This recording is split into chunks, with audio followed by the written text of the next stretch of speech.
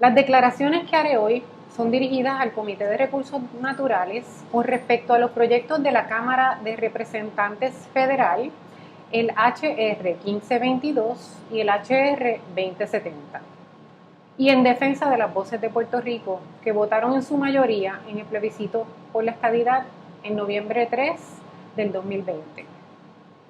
Hoy, junio 16 del 2021, se discute en el Congreso de los Estados Unidos el futuro de todos los que habitamos en la isla de Puerto Rico. Se discute nuestro futuro y el destino de nuestro estatus. Yo había preparado un mensaje para presentar en las vistas sobre estatus en el Congreso. No estaré deponiendo en persona, pero no quise dejar que el mensaje permaneciese en silencio. Mi mensaje no solo le pertenece al Congreso, sino a Puerto Rico. Así que hoy, 16 de junio del 2021, el mismo día que se están tomando decisiones sobre nuestro bienestar y sobre el futuro de nuestro destino, les entrego mi mensaje. Recuerden que aquí no le estaré hablando al pueblo de Puerto Rico, le estaré hablando a aquellos que tienen nuestro futuro en sus manos.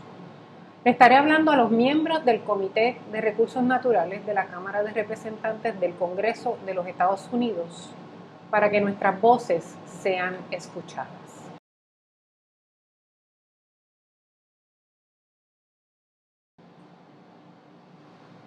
I speak to all members of the Natural Resources Committee.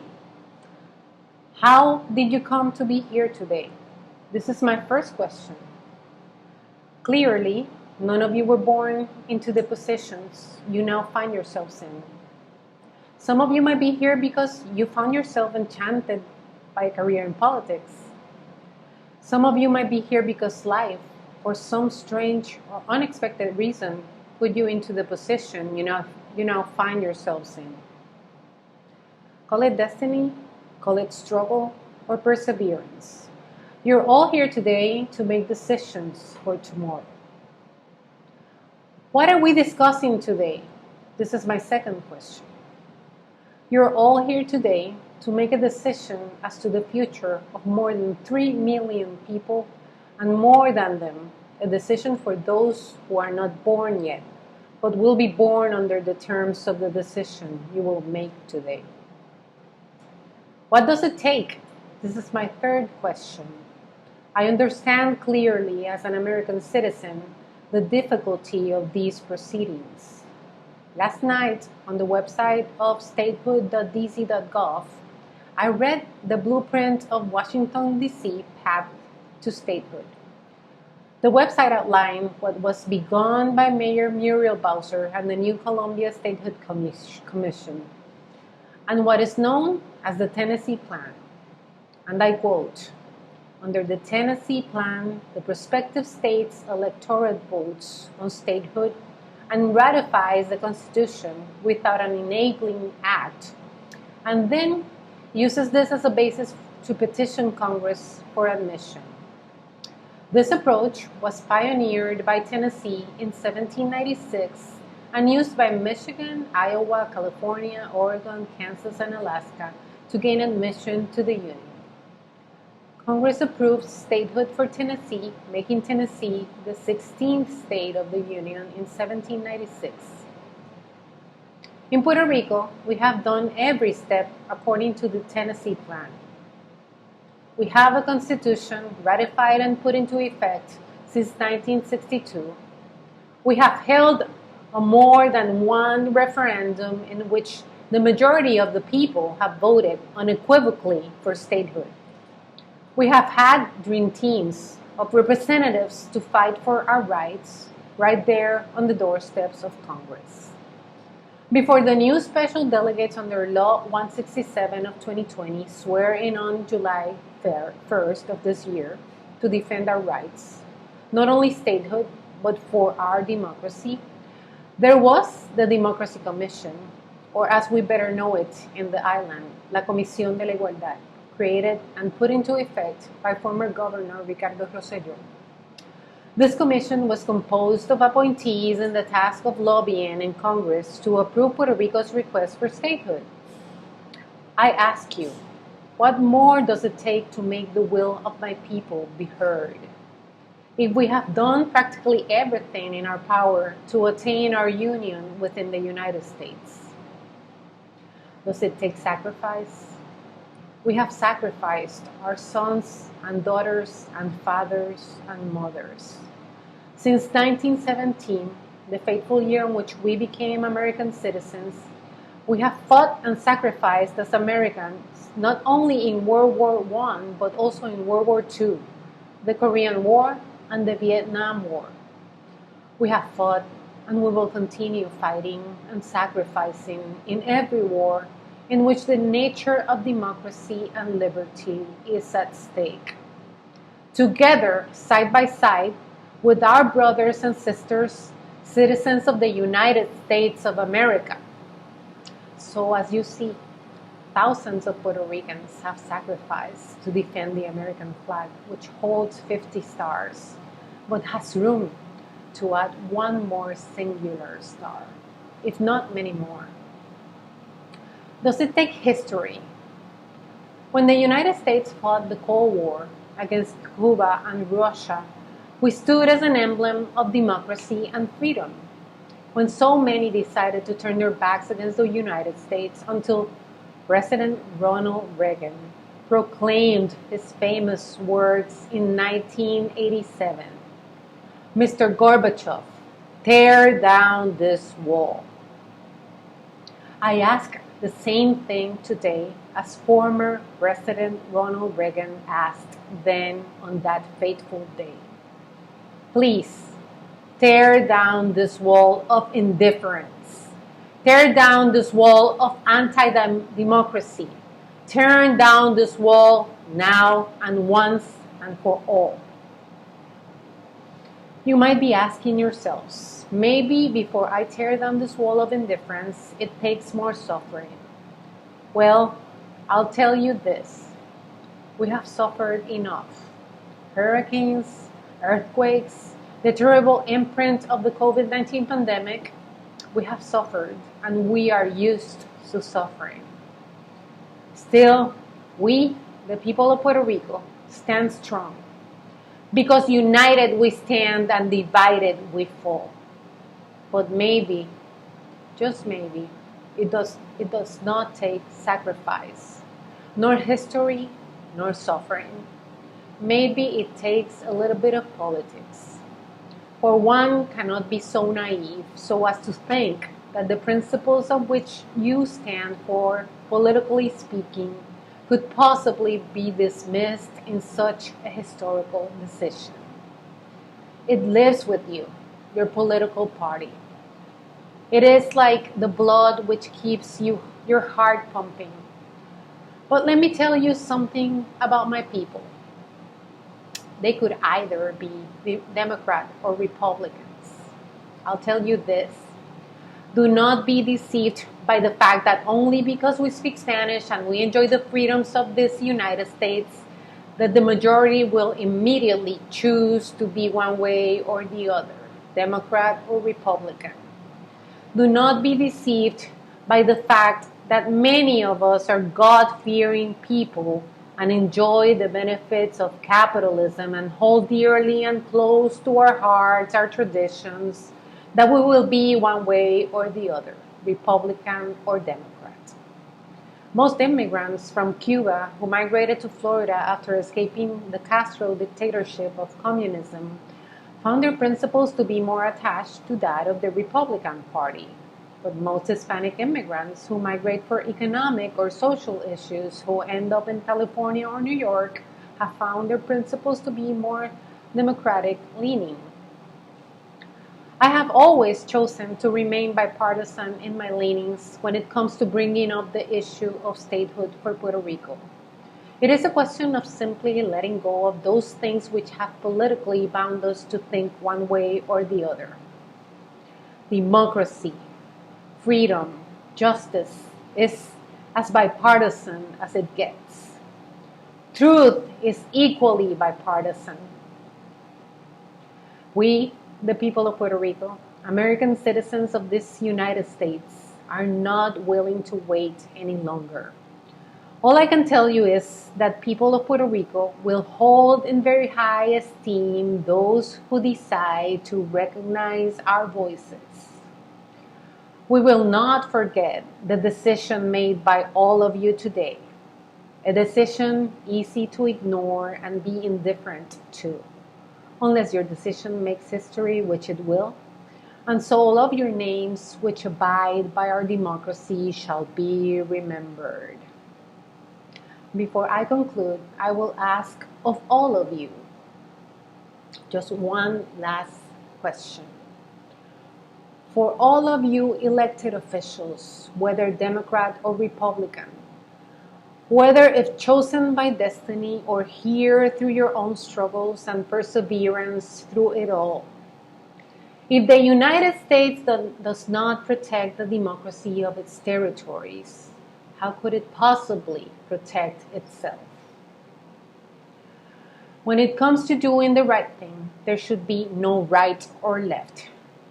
There should only be up, equality, and justice, or down, indifference.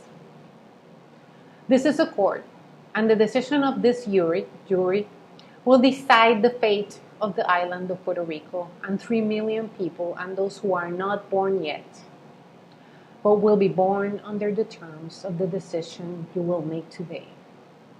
The future of this island belongs to our sons and daughters. They will stand in place of us who have failed them. They are stronger than us, for they have suffered every possible ordeal capable of human suffering. They are not so easily defeated. They will fight and they will persevere. I'll let them speak for themselves. Thank you. Dear Chairman, Ranking Member, and members of the committee, I stand in full support of H.R. 1522, the Puerto Rico Statehood Admission Act, and to speak against H.R. 2070, the Puerto Rico Self-Determination Act. My reasons to support the Admission Act are simple.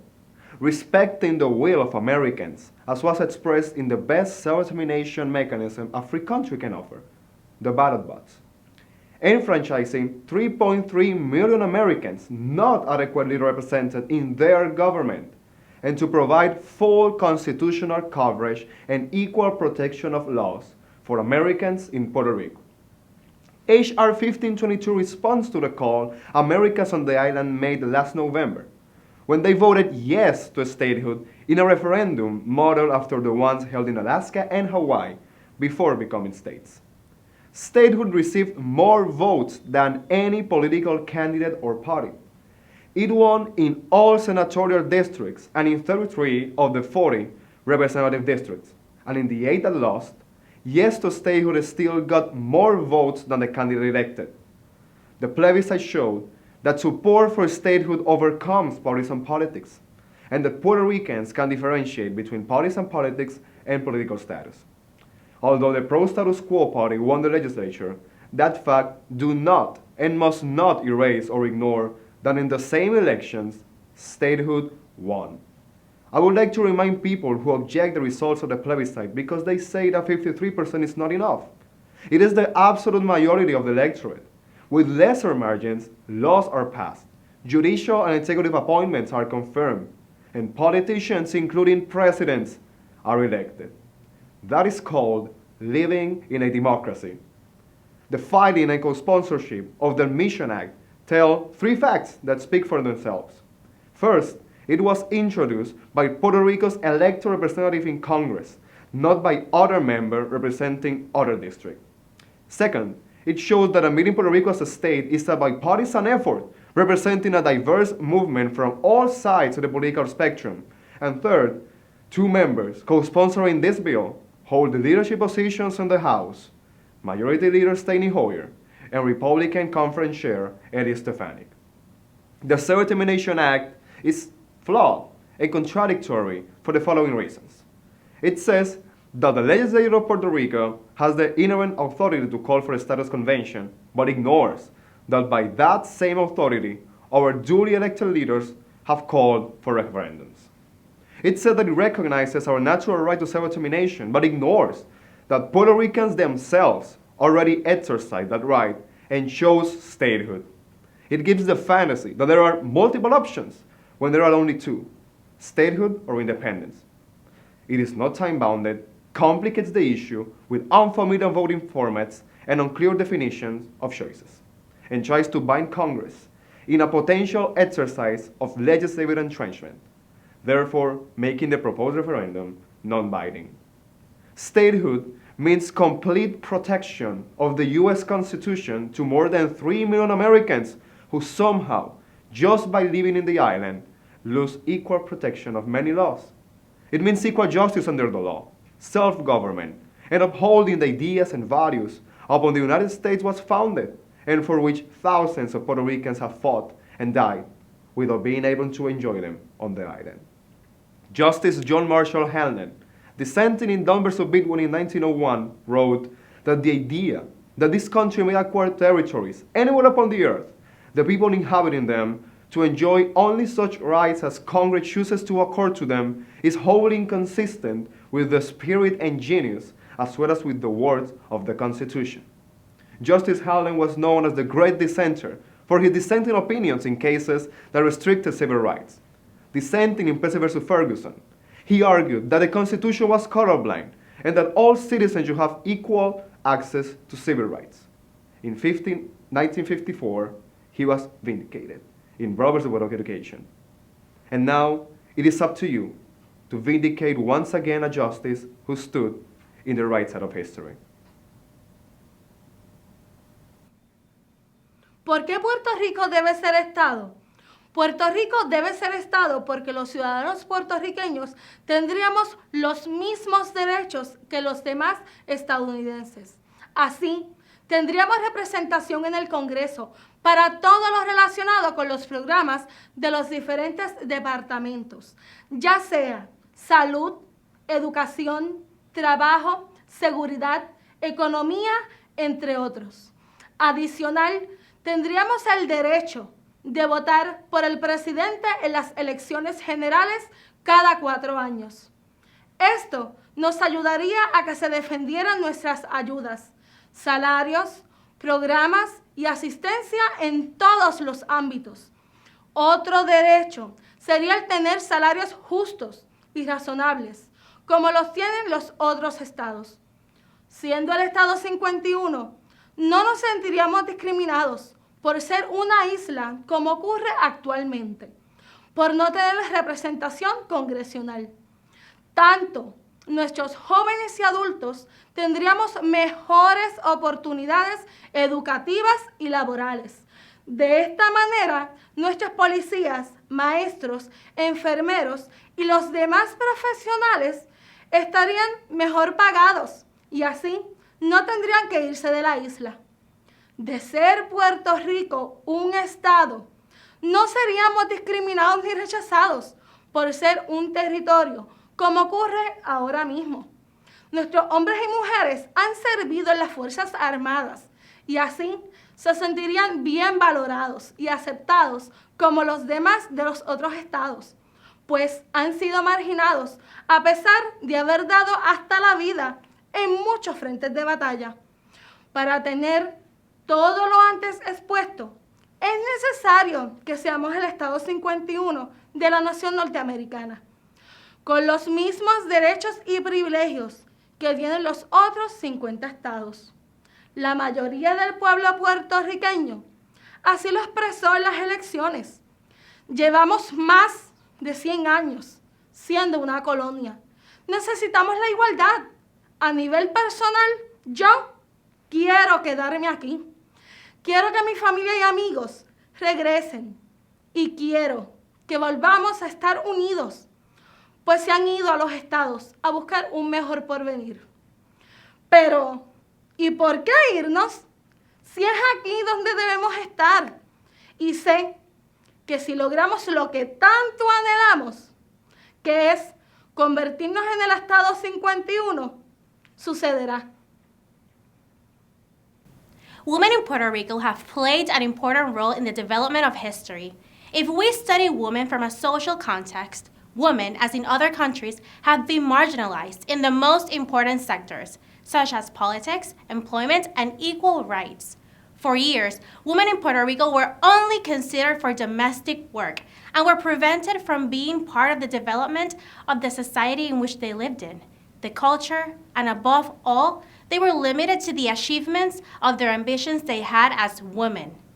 However, it is important to note that although in the first half of history, women had a social boom, after the American colonization of the island, women began to capture quotas of social participation, forming an essential part of our history.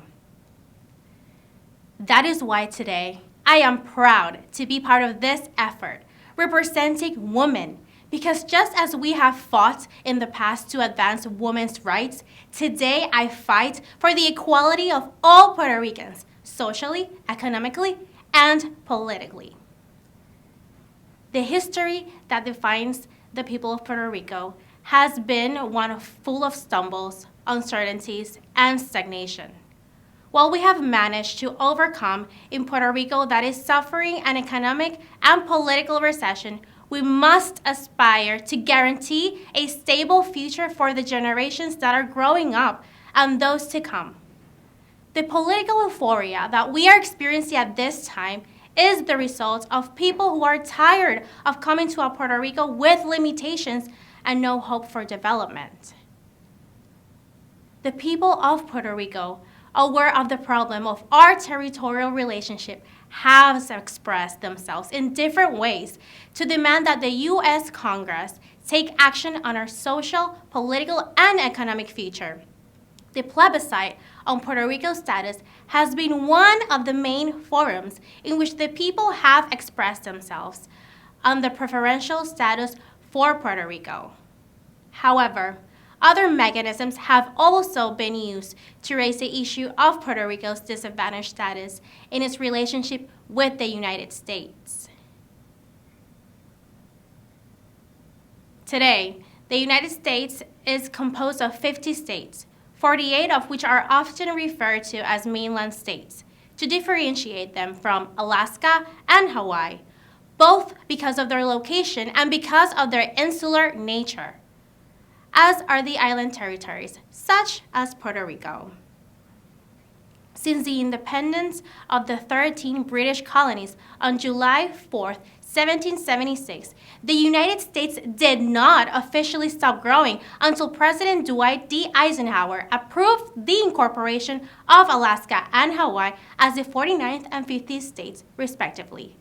The construction of the country, mainly throughout the 19th and 20th centuries, was the result of various forms of territorial expansion.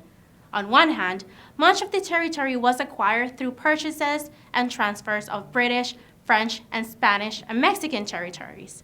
Among other examples, we find the cases of the purchase of Louisiana and Florida. On the other hand, the United States acquired some territories by conquest from other political entities, such as the Republic of Texas or the United Mexican States.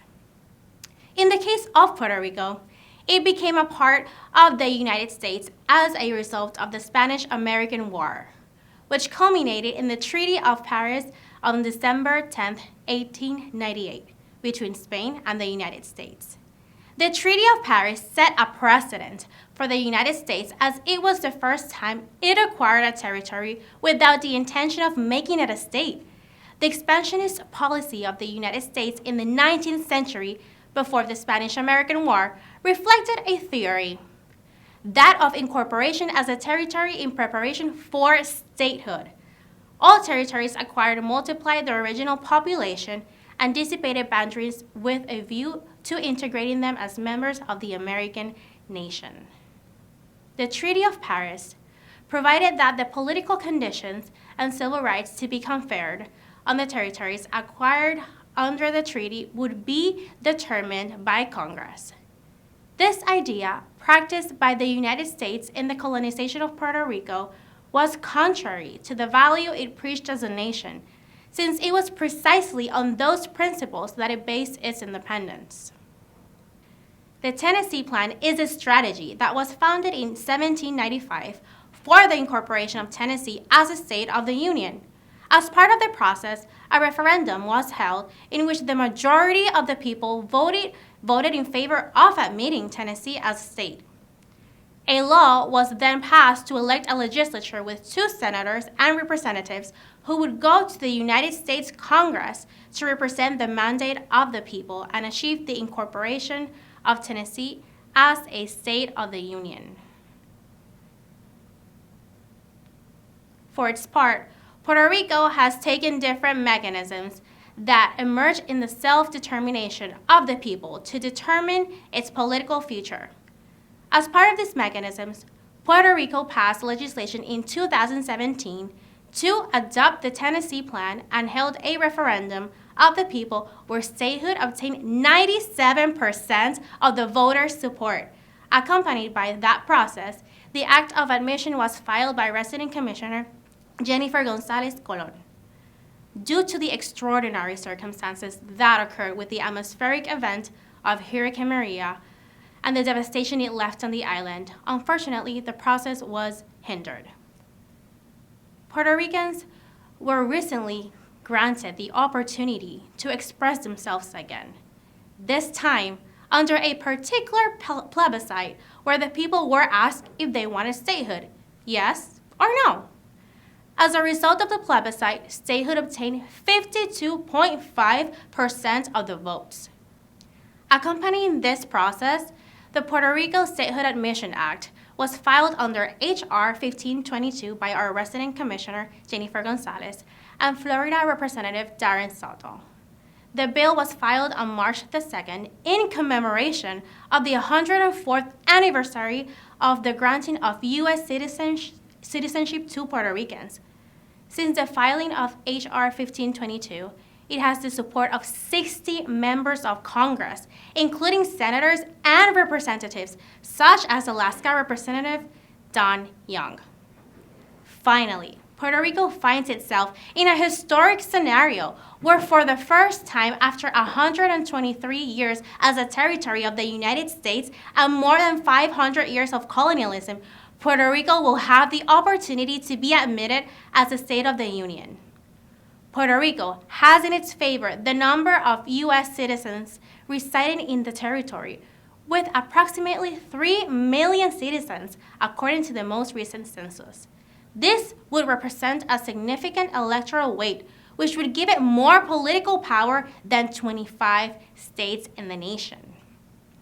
For all the aforementioned reasons, the Puerto Rico Statehood Admission Act, H.R. 1522, should be taken into consideration in order for the Puerto Rican people to be able to ratify the results of the past plebiscite. Thank you for your attention. Puerto Rico has been a territory for more than 500 years, first of Spain and now of the United States. Therefore, it should not be foreign to our will that the status is an issue that moves us as Puerto Ricans. As a result of the discussion on the status, 6 plebiscites have been held to decide between the options of statehood, independence, or Commonwealth, as well as the approval of evaluation committees on the status of Puerto Rico. The Foraker Act of 1900 formally represents the non-incorporation of territories as states, thus granting greater powers to Congress and the President to administer the territory. This unequal treatment over other states of the nation led to the argument that Puerto Rico was treated as a territory and not as a part of the Union. Under this premise, and through the insular cases, the legal creature of the United States Congress was named unincorporated territory, was established and validated, maintaining as a foundation that we belong to but are not being part of. This doctrine was validated by the Associate Justice Edward Douglas White in the opinion offered in the case Downs v. Bidwell for the controversy that asserted whether it was constitutional for the Congress to impose through the Foraker Act a tariff on trade between Puerto Rico and the United States. In light of uniforming clause, the great changes resulting from the military conflicts between the countries of the Western Union and the intervention of the United States in this conflict led to change in civil and political order in Puerto Rico. President William Howell Taft took the initiative to propose the granting of American citizenship for Puerto Rico, which culminated in the approval of the Jones Bill, which was finally signed by President Woodrow Wilson on March 2nd of 1917. This bill was the product of great controversy due to the conditions that were imposed, since it would granted the citizenship without the motivation of admitting Puerto Rico as a state. This act led us to argue about the violation of the value of equal treatment of American citizens. The first violation we must recognize is not having the right to vote for those members of Congress who pass federal laws that apply to Puerto Rico, not having the first representation in Congress, and not being able to vote for the President of the United States. Interpreting what is expressed in the Constitution of the United States, this closes the doors to the millions of Puerto Rico residents in the island to have full equality as the rest of the federal citizens by applying federal laws without the consent of the governed, with the argument that the right to vote will be recognized only to those residents of the states. Under the colonial condition imposed on us and being a state, Puerto Rico does not have the right to the Electoral College because the territories do not meet the requirement established by the 14th Amendment, which established that all persons born or naturalized in the United States and subject to the jurisdiction, therefore, are citizens of the United States and the states in which they reside. So the territories are not part of the United States for constitutional purpose. Under this premise presented by the Congress, we allude to the international law on the establishment of the International Covenant on Civil Rights and Political Rights, ratified by the General Assembly in December 16 of 1966.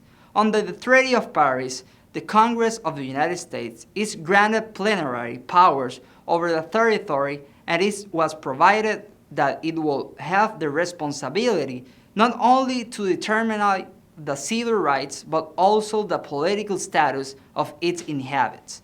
In this matter, we must mention that Congress was not taking forceful action to define Puerto Rico's status under the regiments of international law and the U.S. Constitution. These rights began to be discussed after the approval of the Universal Declaration of the Human Rights on December 10 of 1948, adopted by the United Nations. This declaration emphasized the equality of rights that all human beings should enjoy. Article 2 states, "No distinction should be made on the basis of the political, jurisdictional, or international status of the country or territory to which a person belongs, whether it be an independent country or a territory under any other limitations of sovereignty." By this declaration, Puerto Ricans residing on the island should have equal rights and duties as citizens residing on one of the 50 states of the Union. We must mention that the present said in case of subsequence to the creation of Commonwealth create ambiguity in the fact that Congress continued to have plenary powers over and above the sovereignty that Puerto Rico recognized in 1952. The final determination made by the Supreme Court in case of Puerto Rico versus Sanchez Valle and the establishment of Promesa Act, which create the Fiscal Oversight Board, demonstrate the permanence of Puerto Rico as a territory subject to the plenary powers of the Congress, which violates international agreements on the self-determination of the people and the value of equality rights. Finally, we would like to allude to the Constitution of the United States, where it's in preamble established the expression, "We the people of the United States." This declaration marks the core value of the nation's constitution and the intent by which it created. The cases brought to abolish slavery in the nation, as well as the movements such as the petition for women's rights to vote, use this consensus to argue that the term of "we the people" refers to the inclusion of all American citizens in rights outlined in the United States Constitution. Therefore, we believe it is mandatory to take action and what in this resolution proposed to promote equal rights and social justice for the United States citizens residing here in Puerto Rico so that they may enjoy the right to vote for the President of the United States. It is important that U.S. Congress take action on the referred case and enforce the right on the Constitution for all United States citizens with equality. The bills, therefore, in the House Committee on the Natural Resources, chaired by Congressman Grijalva, allude to take action in favor of freedom of determination of the people of Puerto Rico on the future of their relationship with the United States. Certainly, the guarantee of the right to self-determination of the people of Puerto Rico has been guaranteed in all the process of expression of the people through the various plebiscites held since 1967, until the last one held on November 3rd.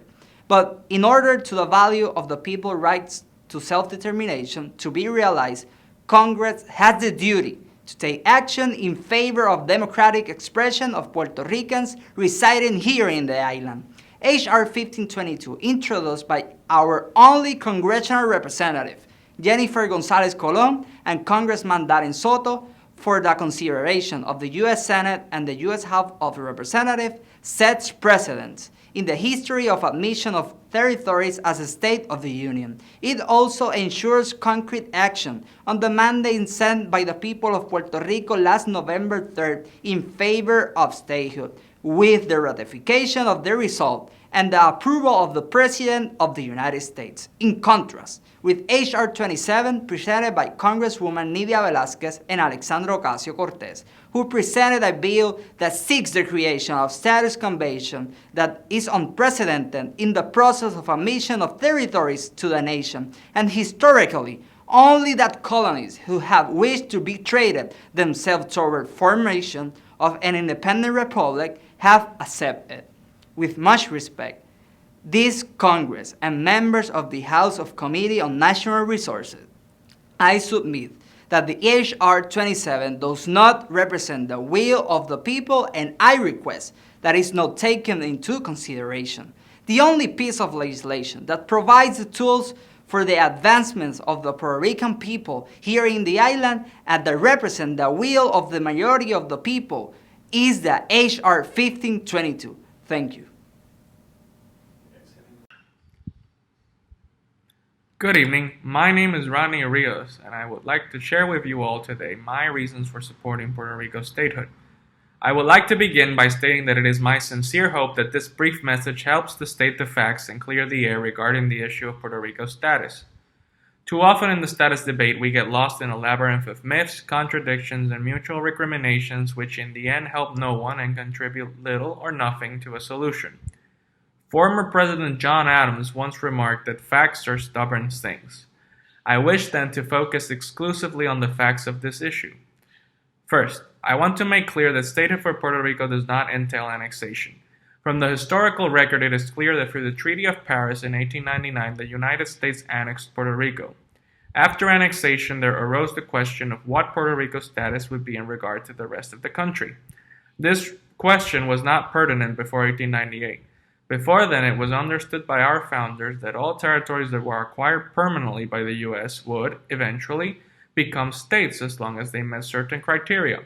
The requisites for statehood are and were that the territory possessed the republican form of government, the resources to maintain a state government, and the desire of that territory's people to become a state. It was only after the acquisition of Puerto Rico that the idea of permanent territories re-emerged as an option. Sadly, I think this was so because of the stain in our country of racial discrimination, an evil which we have long fought to defeat. As such, it should come as no surprise that the Supreme Court concocted, through judicial hocus pocus, the idea that some territories were to be incorporated and destined for statehood, and that other territories were to be unincorporated and would be forever cursed to be at the mercy of the changing whims of Congress. This is very different from the principles of limited government and self-determination that have guided this country since the founding. In any case, President Calvin Coolidge once remarked that in relation to Puerto Rico that, and I quote, "It would not be difficult to demonstrate that the existing status of Puerto Rico is much more liberal than any other status in its history, that its people have more control of their own affairs with less external intervention, and that its people enjoy freedom and the protection of the law." End quote. He was right. Since annexation, the Puerto Rican people have been free and make great progress. Imperfect progress, but progress nonetheless. The simple fact of the matter is that Puerto Rico is better after annexation than before.